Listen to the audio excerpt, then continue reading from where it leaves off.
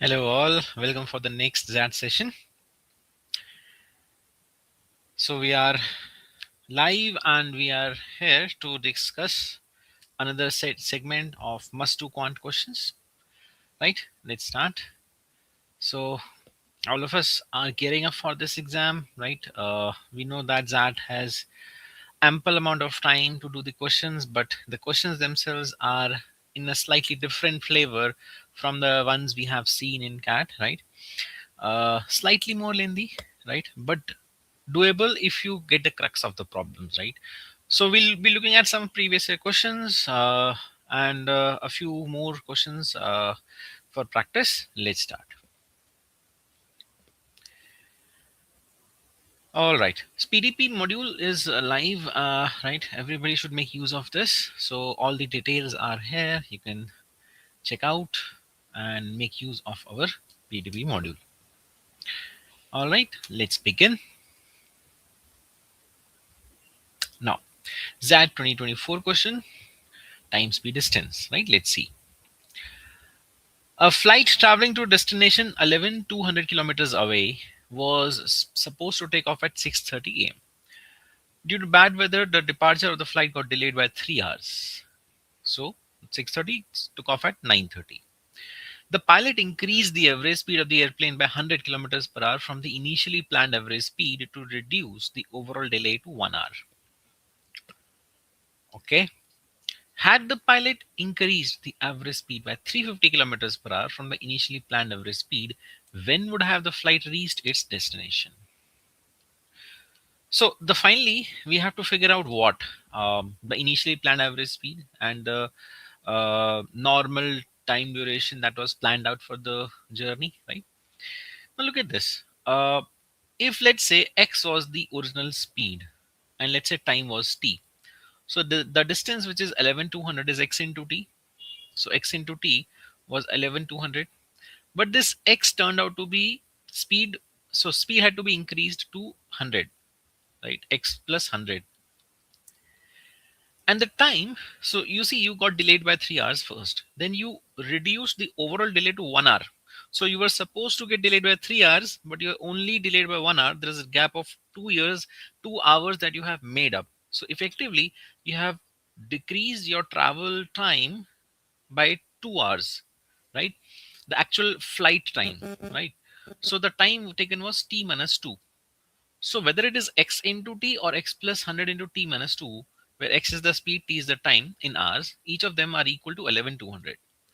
Now I can solve this equation by creating, solving this and variable based approach, but I can also think in terms of numbers. 11,200, so I know 112 is 16 into 7. So I can think to do this question directly with numbers, right? I know that 11200 is like 16 into 700, right? 16 sevens are 112.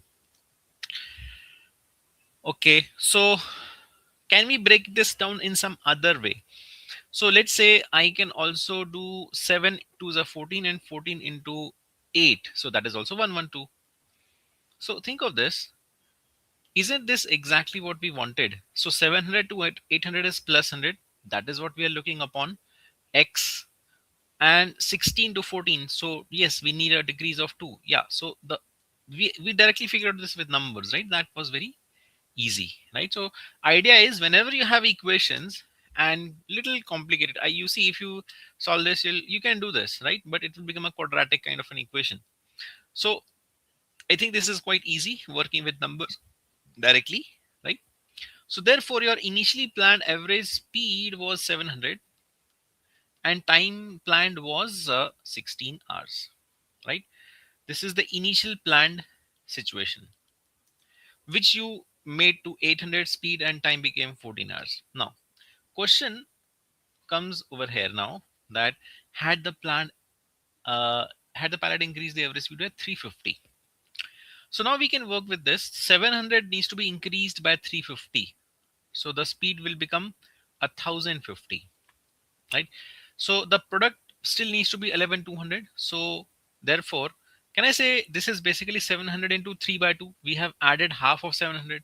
So 16 should become 2/3, right? Product is constant equal to 11,200, right? So therefore, 2/3 of 16 is, well, 16 into 2, 32 by 3. So the time will be 32 by 3 hours now.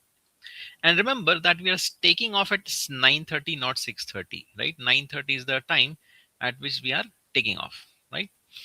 So after 9:30, another 32 by 3 hours. 32 by 3 hours means 10 2/3 of an hour. Means this journey is of 10 hours, 40 minutes, right? So to 9:30, you add 10:40. That should be your destination at which at the time at which you arrive, right? 9:30, 10 hours would be 7:30. 7:30 plus another 40 minutes, 8, 10. That is your answer, right? So, right, quite doable, right? If you get into solving the equations, it takes 1 more minute. So I work directly with numbers. That saves the time, right? Moral of the story: try to work directly with numbers. That saves time. Perfect. Okay. Let's see. Next one. Here we go. Hmm. Something on algebra logarithms, right? XAT 21 question. Okay. So there's an equation that we can see. Log m plus log n base 4 is there. But on the right hand side, log base 2 of m plus n. M and n are positive numbers. Then which of the following must be true? Okay.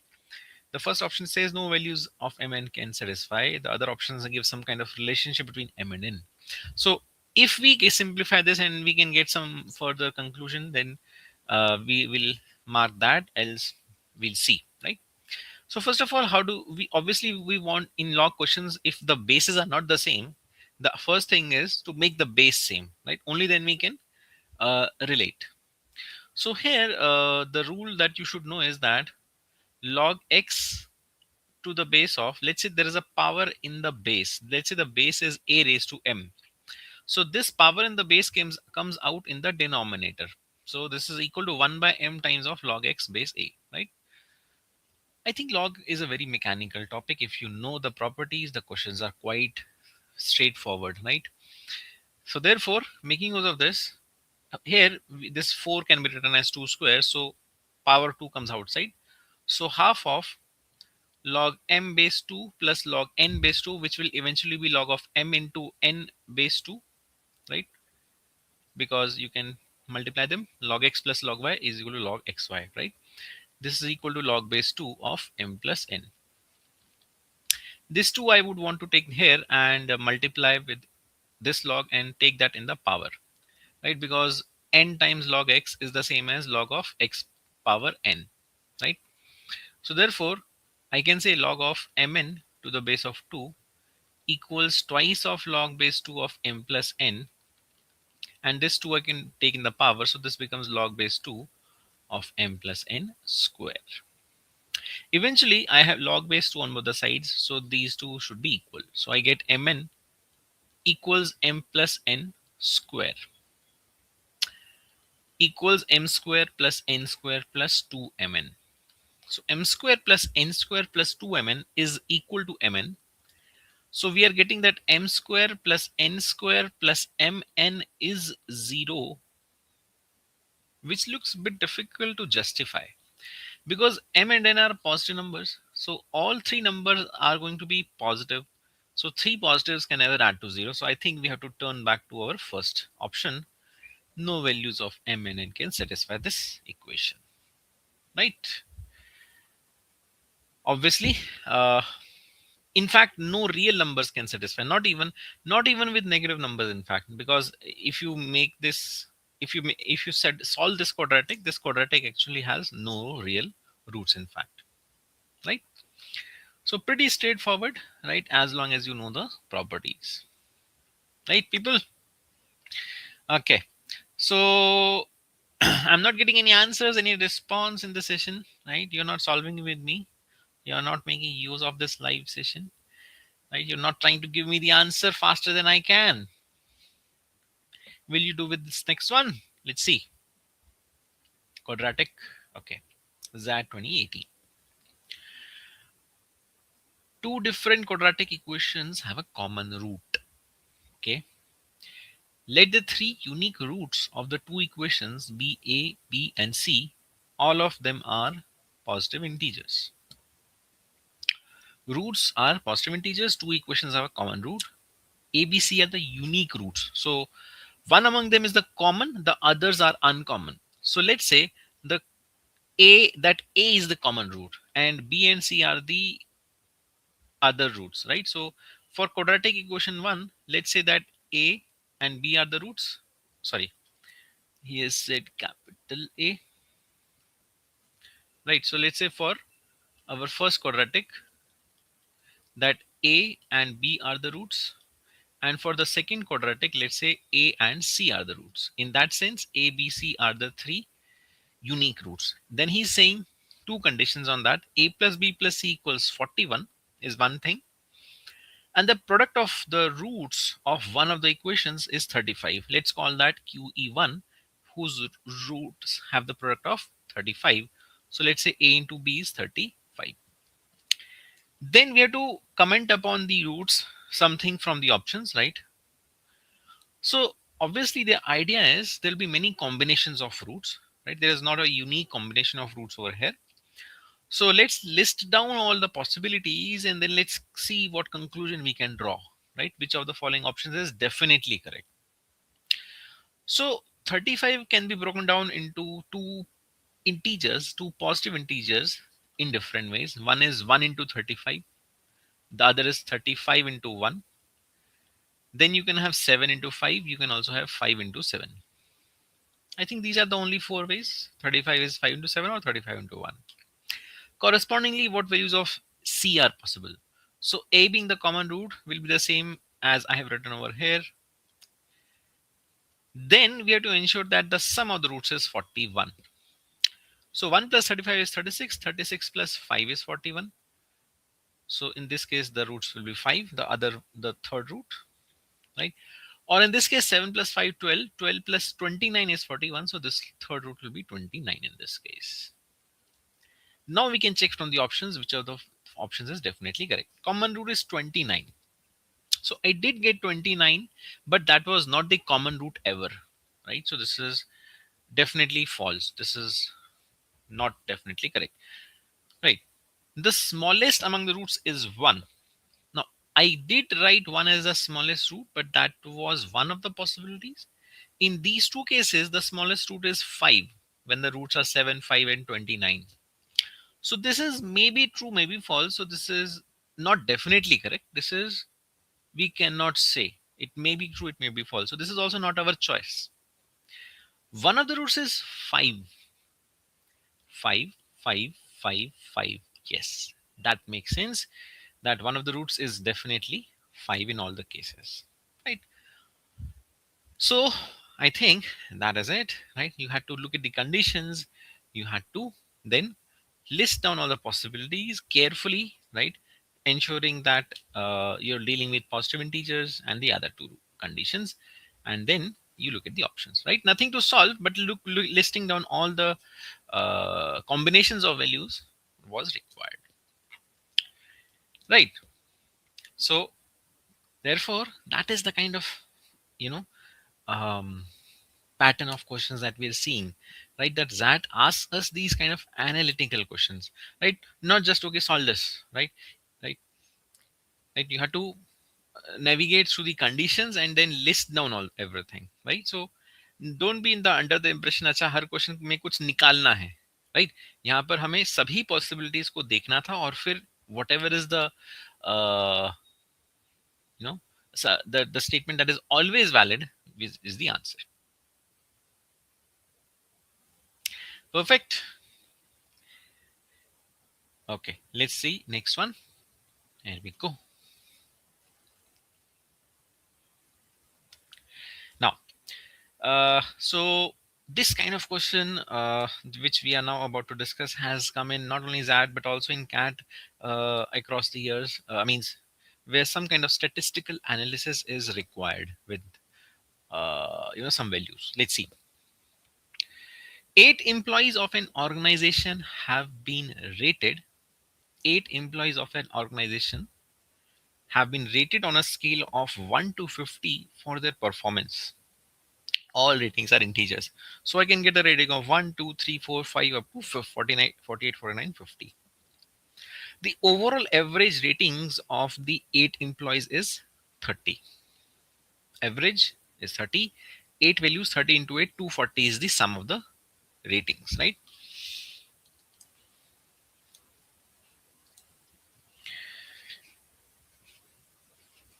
Now, while the 5 employees with the highest ratings average 38, the 5 employees with the lowest ratings average 25. Okay.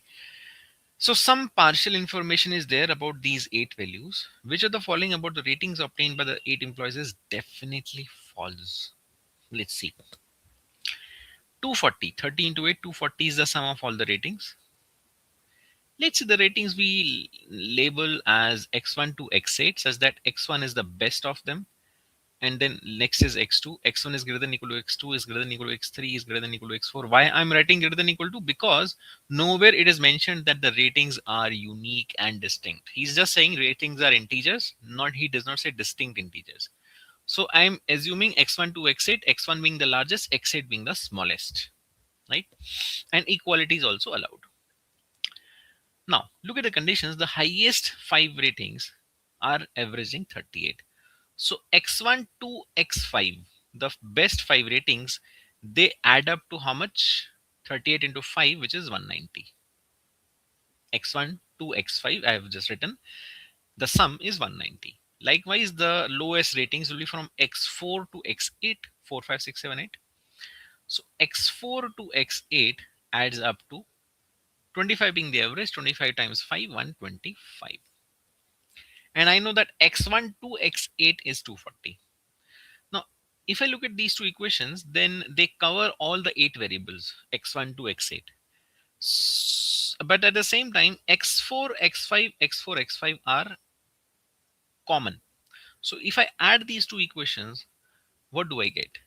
I get x1 to x8, the entire sum of the 8 variables, right? But I get x4, x5 repeated twice. So that comes extra. So x1 up to x8 plus x4 plus x5, which was repeated twice, so it will come extra, is 190 plus 125, which is 315.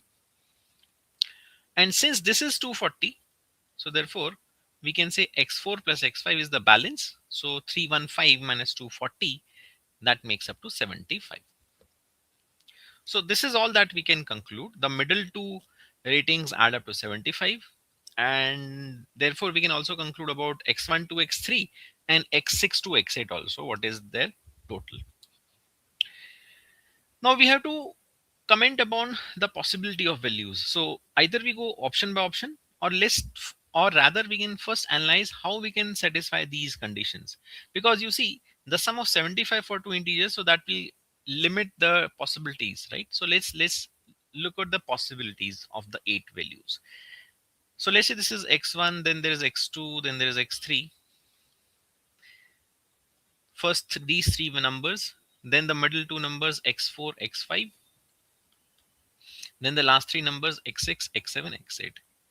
Now since the middle 2 numbers add up to 75, and since the first 5 added up to 190, so 190 minus 190 minus 75, which is 115, is the sum of the first 3 numbers, right?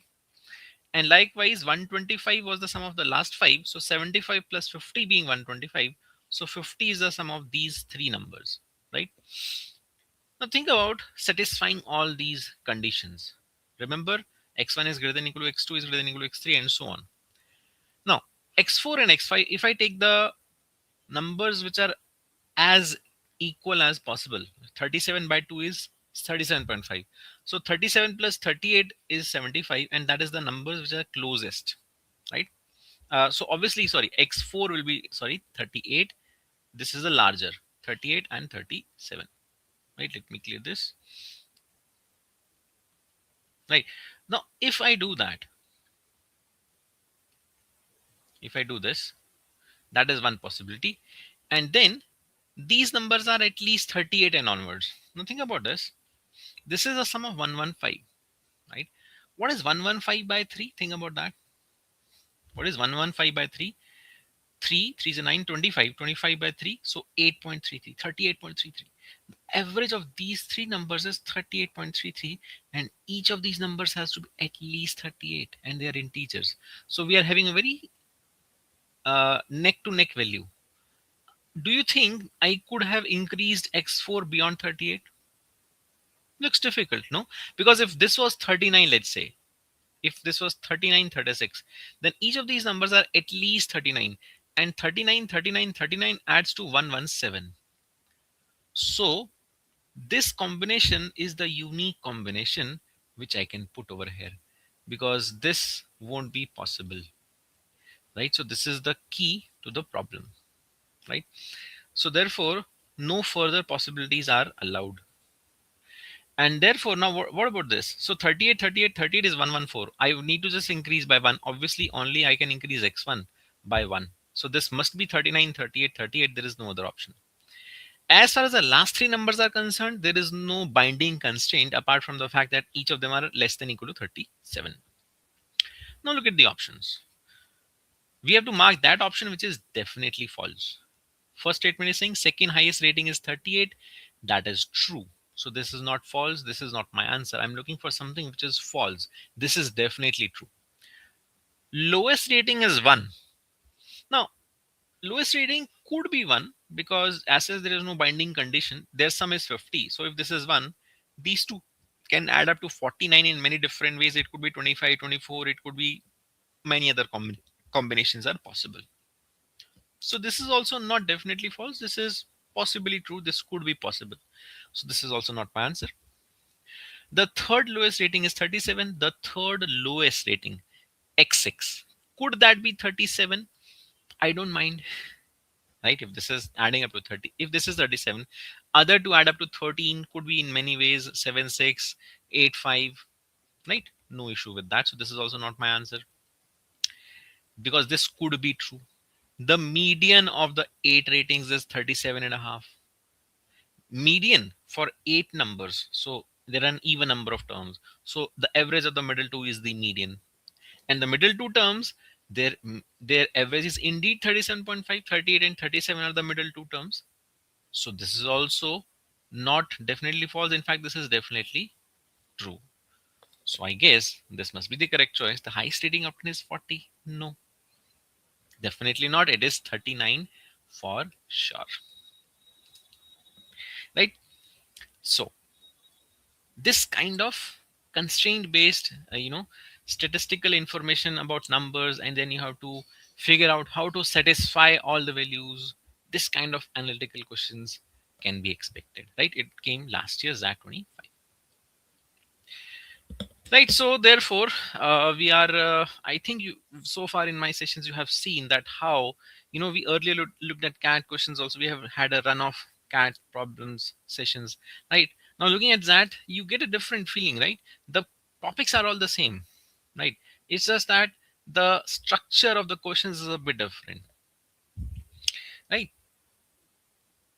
Okay, so I hope we all are getting in the mood of this kind of problems, right? Okay, right, let's continue more.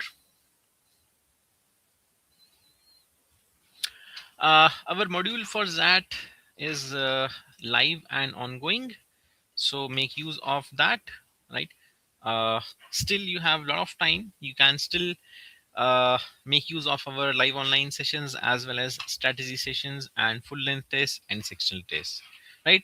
Available for 999. So make use of this. You can scan here and check out the details. Also, in case you're specifically looking for decision making preparation, so that is available also.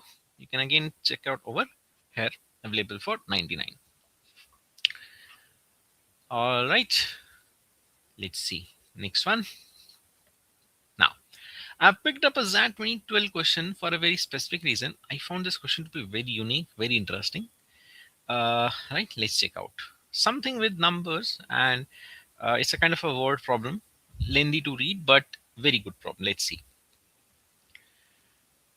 A potter asked his two sons to sell some pots in the market. The amount received for each pot was same as the number of pots sold. So if there were n pots, then every pots was sold also for n rupees. So the total amount was n into n square. That's what it means, right? And there are two sons who are selling these pots. The two brothers spent the entire amount on some packets of potato chips and one packet of banana chips. One brother had the packet of banana chips along with some packets of potato chips, while the other brother just had potato chips. Okay. So there were some packets of potato chips, but there was only one packet of banana chips. There was not too many.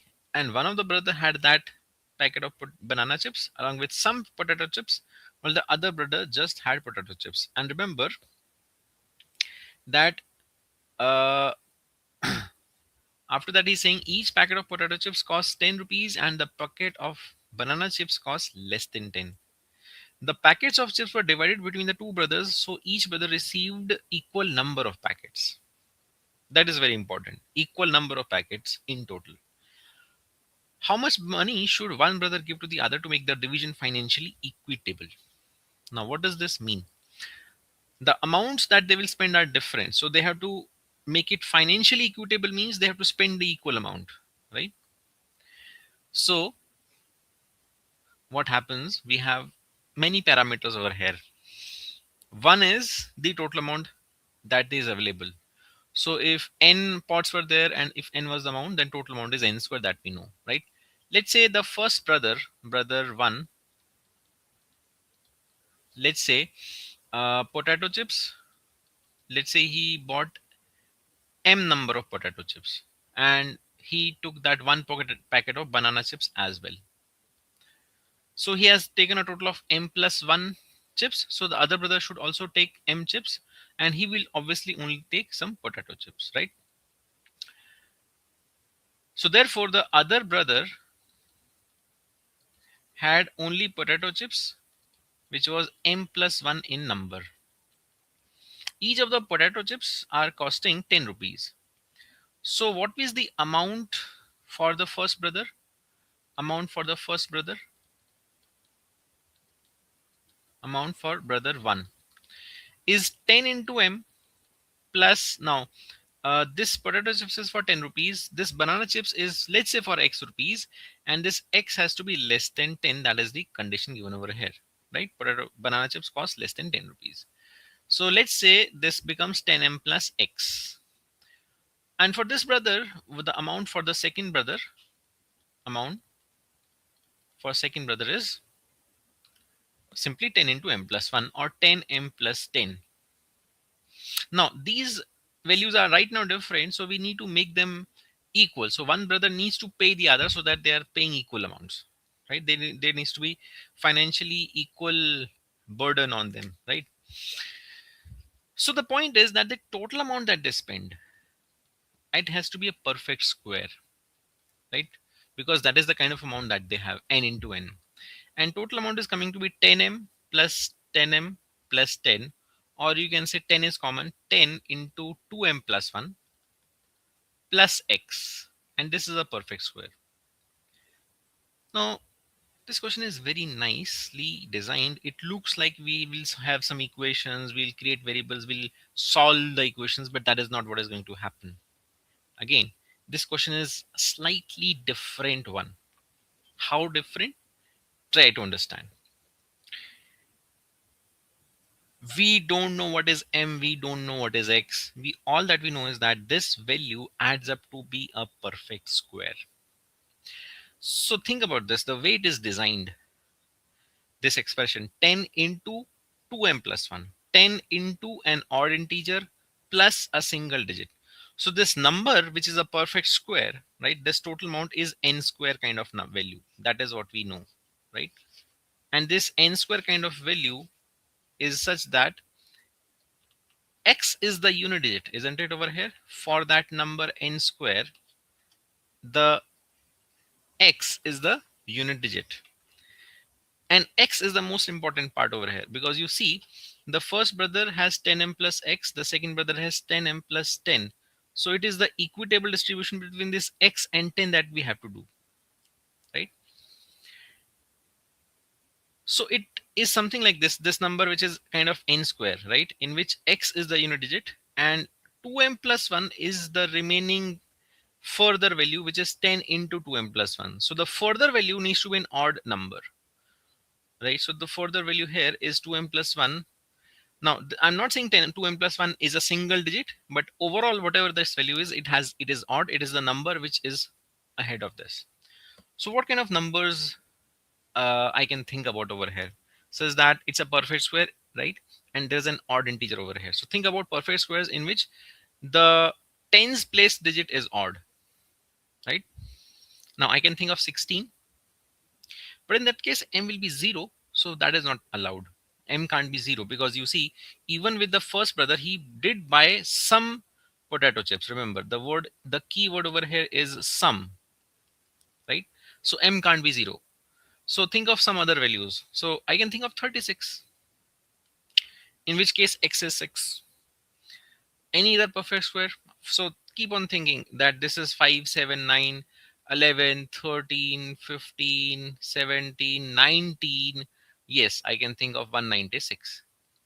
Now, do you see a pattern? You are always finding x to be 6. That's the key to this question. That is the key. That whatever perfect square you try to figure out, in which the tens place digit is odd, the units place digit is always going to be 6. You can look at this with even further values: 256, 576. You will never find a perfect square which has tens digit as odd, but the unit digit is anything except 6. Not possible. So x being 6 means this is 6, this is 10. So therefore there's a gap of 4 rupees between them, right? I don't care about the value of m. All I care is there's a gap of 4 rupees. This is 10m plus 6. This is 10m plus 10. So one brother needs to pay the other 2 rupees so that it becomes each equal 10m plus 8, 10m plus 8. So therefore 2 rupees is what needs to be exchanged between the brothers, right? Once you interchange 2 rupees from here to here, then both of them will eventually spend the same amount, right?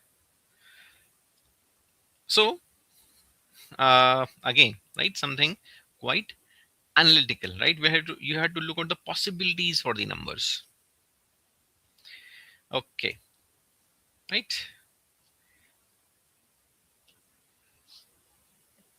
All right, next one. Now XAT 24 question. Let's see. The cost of running a movie theater is rupees 10,000 per day plus additional rupees 5,000 per show. Okay. The theater has 200 seats. A new movie released on Friday. There were 3 shows where the ticket price was rupees 250 each for the first 2 shows and rupees 200 for the late night show. So somebody looking to save can go for the late night. Right. For all shows together, total occupancy was 80%. What was the maximum amount of profit possible? You have to maximize the profit. So the thing is, there is some kind of unknown things over here, right? Because each show had how many occupancy, we don't know. So the question is of maximization because of this reason that we have freedom to assign how many seats were booked for the respective first, second, and third number of shows. Now you see there is differential pricing. So since cost is fixed, it is revenue that will drive the profits, and you have to maximize the revenue. So obviously, to maximize the revenue, you would want the first 2 shows to be fully booked, which have the higher price of 250 bucks, and the other one, you can keep the remaining number of seats occupied. So I think that's the pattern of this question, right?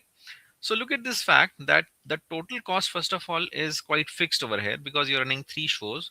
10,000 was your fixed cost per day, daily basis, maybe some rent or something, and 5,000 for per show, maybe for the staff salaries, etc., times 3 such shows. So 10,000 and this is 15, 25,000 is the total cost that is fixed. Then as far as the revenue is concerned, right, or sales. So for total revenue, first you have to think of the tickets sold, right? So how many total tickets were sold in total? We know 600 were the total available seats. 200 seats are there, 3 shows, so 600 total seats were available. But total occupancy overall for the all the shows was 80%. So you only sold 80% of 600, which is a total of 480 seats. Now, so therefore we would want to have the first 2 shows completely booked. So 480 we would want to have the split in what way? 200 for the first show, 200 for the second, and the remaining 80 for the third, right? So therefore total revenue we can come down to as 250 rupees for the first 2 shows is the price. So 250 into 200 for each of them, right? And then the third show, 80 seats and the cost of 200 rupees, right? So therefore this is our revenue. 25 into 250,000, 50,000, and this is 16,000. 15, 50, 1 lakh, 1 lakh and 16,000. So with that revenue and that cost, you can check out the profit.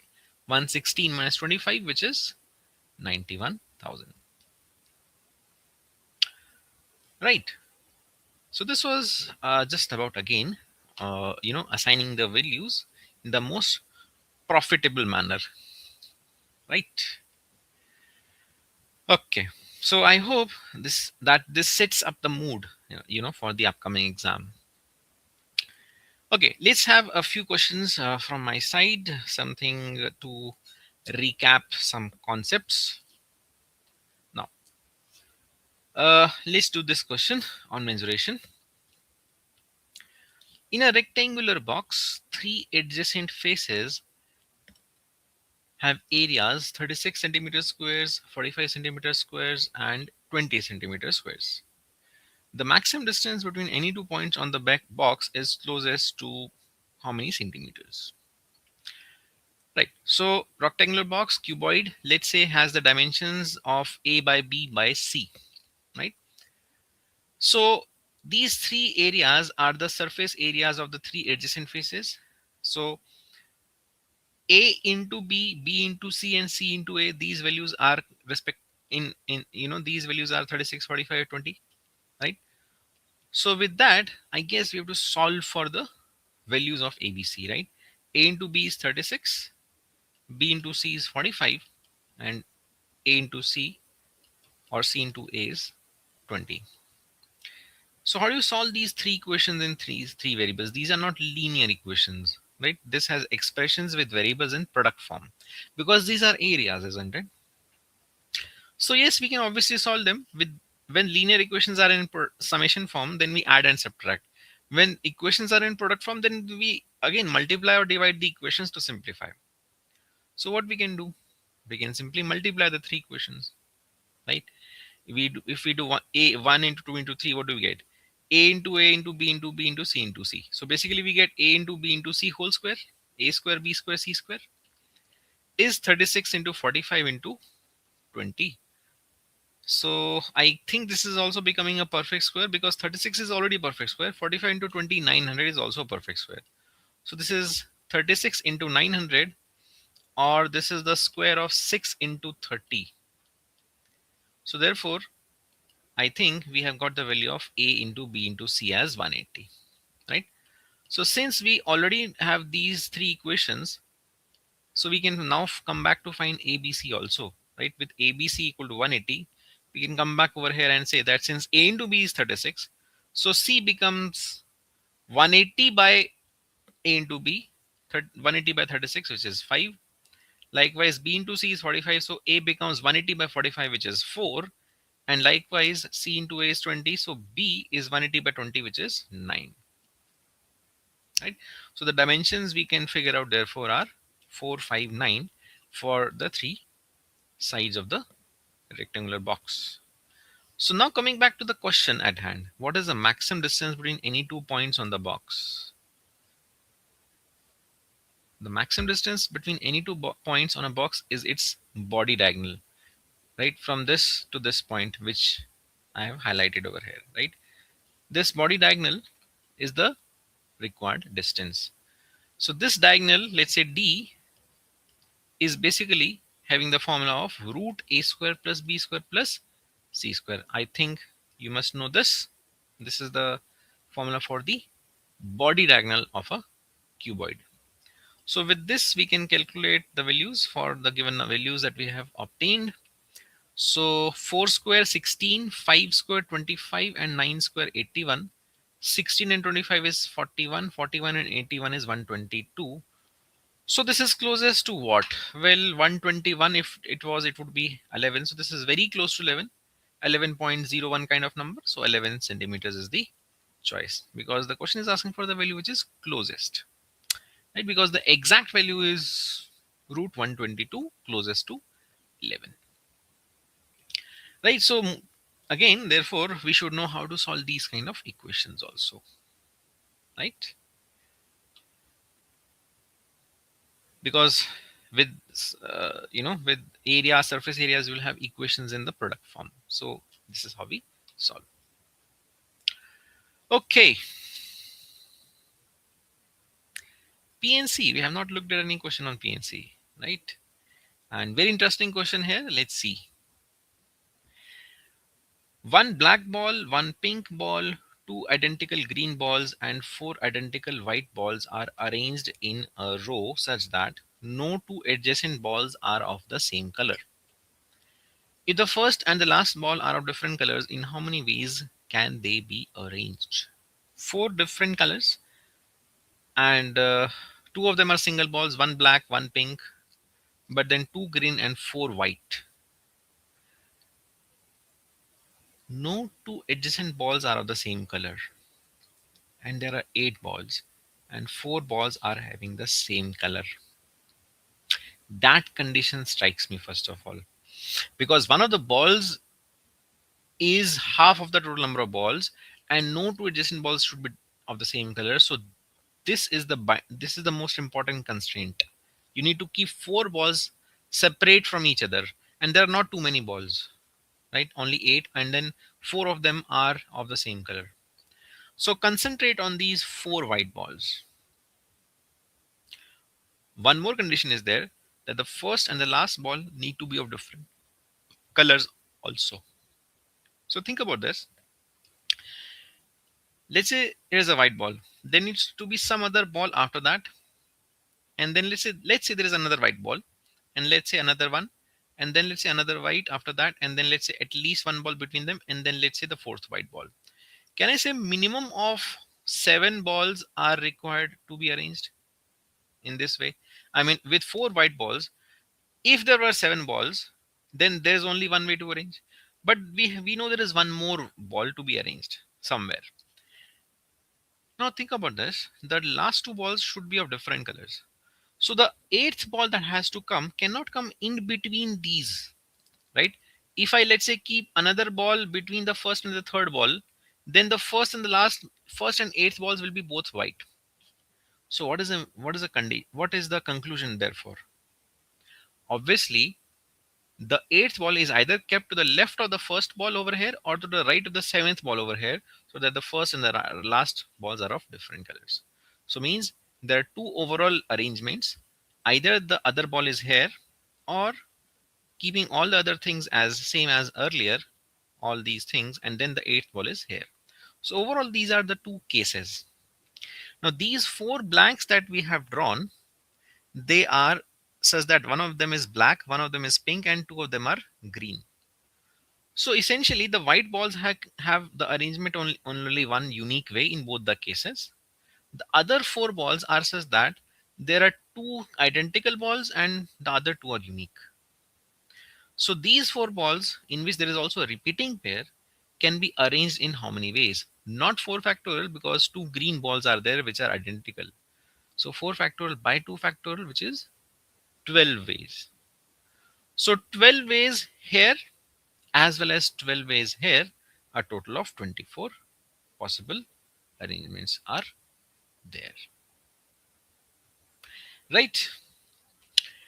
Okay, so with this, right, I would uh, want to conclude with the only one thought: be aware of the pattern of that exam, right? It will ask you these kind of analytical questions on which I have emphasized, right? And we'll have more such sessions. So keep up with your practice, right? Uh, and go with the momentum, right? Exam is quite doable. You have ample amount of time, so therefore questions can be a bit lengthy to read. Don't worry about that. Take your time to read the questions. Just go with full energy. You should be able to sail through, right? So wishing you all the best. Thank you. I'll see you again in the next one. All the best.